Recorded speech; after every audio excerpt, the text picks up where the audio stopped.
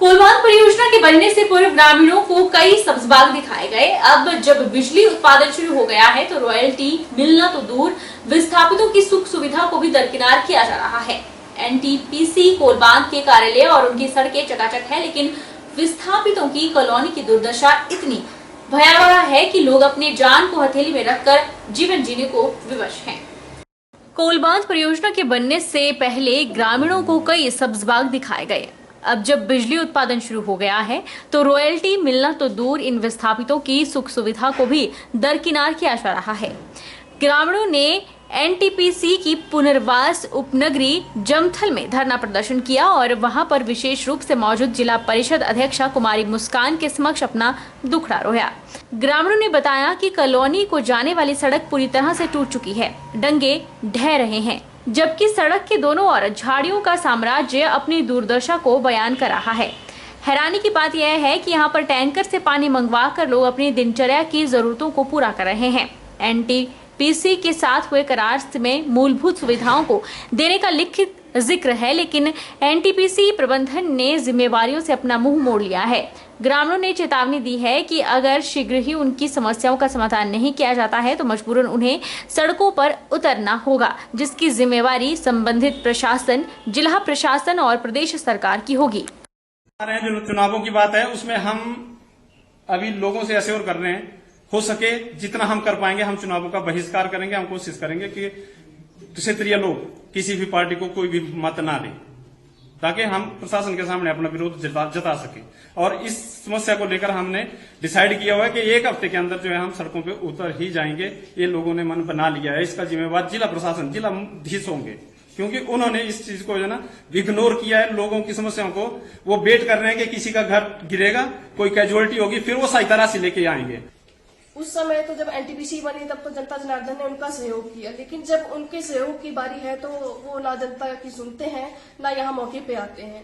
जैसा कि यहाँ देख ही रहे हैं कि मौके पे काफी सारी जनता भी इकट्ठी हुई है, एकत्रित हुई है और डंगे गिर रहे हैं, लोगों के घरों को नुकसान हो रहा है। तो कुछ समय से जो लोग प्रभावित हैं वो स्कूल में रह रहे हैं, सिडपा स्कूल में, लेकिन उनकी सुनवाई आज तक भी नहीं की गई। मैं यहाँ से बता देना चाहती हूँ, यदि एनटीपीसी वाले ये सोचते हैं कि जनता जनार्दन कुछ नहीं करेगी या चुने हुए प्रतिनिधि कुछ भी नहीं है, तो उनको बता देना चाहती हूँ, यदि आप ये सोच के चले हुए हैं तो ऐसा बिल्कुल नहीं है।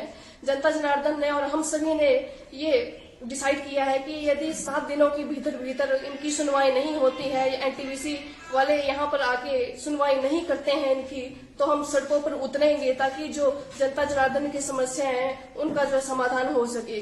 सोलन खुंब अनुसंधान केंद्र में शनिवार को मशरूम मेला आयोजित किया गया। मशरूम मेले में पूरे देश से 500 प्रतिभागी आए हुए हैं और 45 मशरूम की किस्मों की मशरूम को प्रदर्शनी लगाई हुई है।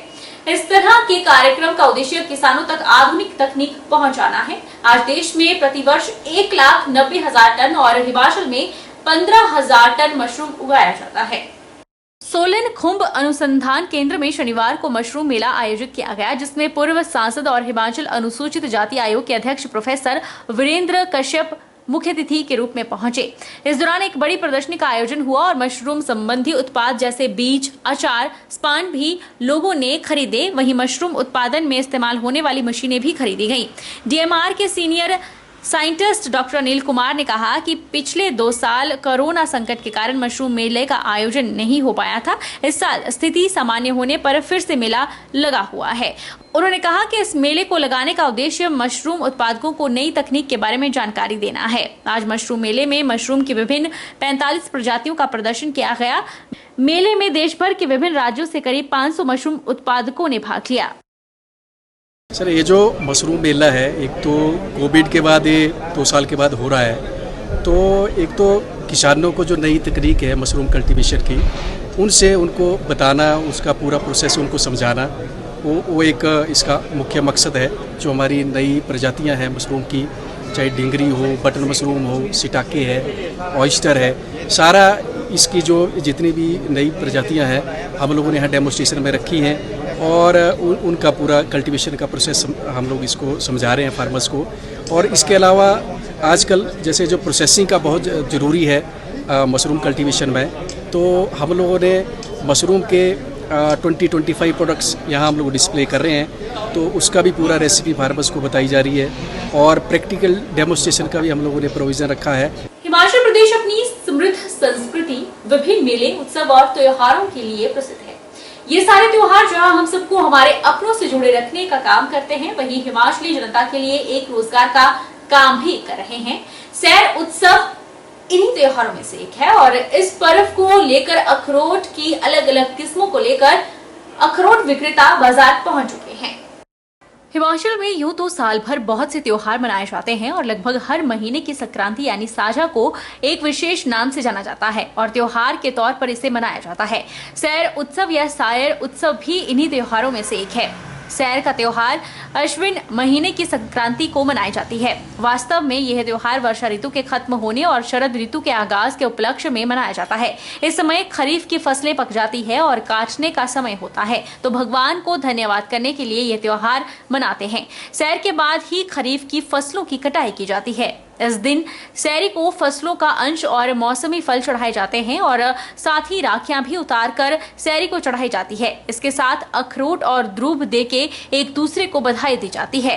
वहीं सैर के पर्व के मौके पर अखरोट भी बाजार में पहुंच चुके हैं। 300 से लेकर 1000 रुपए प्रति किलो के हिसाब से अखरोट बिक रहा है। अखरोट की किस्म के हिसाब से भी इनके मूल्य तय किए गए हैं। अखरोट विक्रेताओं का कहना है कि वे हर साल अखरोट की बिक्री के लिए यहाँ पहुंचते हैं और हर साल उनकी अच्छी कमाई होती है। वहीं कई लोगों ने बेरोजगारी होने के चलते अखरोट को अपने रोजगार का साधन भी बना लिया है। सैरी का त्योहार का लगता है जी यहाँ पर मेला अखरोट का, और हर साल आता हूँ मैं यहाँ पर लेकर के, अच्छी बिक्री होती है हर साल। आप कहाँ से हैं और क्या रेट है, कितनी वेराइटीज है? यही से मंडी से, मोगी शेरी से, यहाँ से 30 किलोमीटर। वैरायटी 3-4 वैरायटी है हमारे पास। एक कागजी होती है, वो अलग वैरायटी है। रेट 300, 400, 500, 600 तक है। क्या लोग खरीद रहे हैं या फिर महंगाई की वजह से इससे भी पीछे छुड़ाना चाहते हैं? 5 साल पुराना रेट है ये। 5 साल पहले भी रेट बिक रहा था, यही रेट है। 5 साल पुराने रेट चले। सैर त्योहार में जितने भी नए फ्रूट होते हैं उनका प्रयोग किया जाता है और ये अखरोट जो है डिस्ट्रिक्ट मंडी में बहुत ही महत्वपूर्ण है और इसका सेहत के लिए बहुत ही उपयोगी बनाया गया है। और सैर के लिए मक्की है और भी जितने फ्रूट हैं उनके साथ इसको भी बांटा जाता है और इसको शुभ माना गया है सारे कार्यक्रम के लिए। 7 दिवसीय माता त्रिपुरी भैरवा मेले का चौथा दिन महिला मंडलों के नाम रहा, जिसमें महिलाओं ने कार्यक्रम पेश किए। मुख्य अतिथि के रूप में बीडीसी चेयरमैन सदर चंद्रकांता ने मुख्य अतिथि के रूप में शिरकत की। मेले में महिला मंडलों की स्पोर्ट्स एक्टिविटी भी करवाई गई। मैं यही कहना चाहूंगी कि सरस्वती का रूप है नारी, लक्ष्मी का स्वरूप है नारी। बढ़ जाए जब अत्याचार, काली दुर्गा का रूप है नारी। खुशियों का संसार है नारी, जीवन का आधार है नारी। शक्ति का अवतार है नारी, ईश्वर का चमत्कार है नारी। घर आंगन की मुस्कान है नारी, रिश्तों का सम्मान है नारी। संस्कारों की जान है नारी, स्नेह प्यार और ममता की इकलौती पहचान है नारी। मैं आशा करती हूँ कि यह मेला जो है सदियों तक ऐसा ही चलता रहे और आप सभी के चेहरों पर मुस्कान लाता रहे। महाराणा प्रताप राजकीय उत्कृष्ट महाविद्यालय सत्र अंब में 2022-23 के लिए नव प्राध्यापक अभिभावक संघ का सर्वसम्मति से गठन किया गया। इसमें प्रधान पद के लिए अशोक चौधरी को चुना गया। नवगठित प्राध्यापक एवं अभिभावक संघ के सदस्यों को प्राचार्य डॉक्टर रमन शर्मा ने बधाई दी।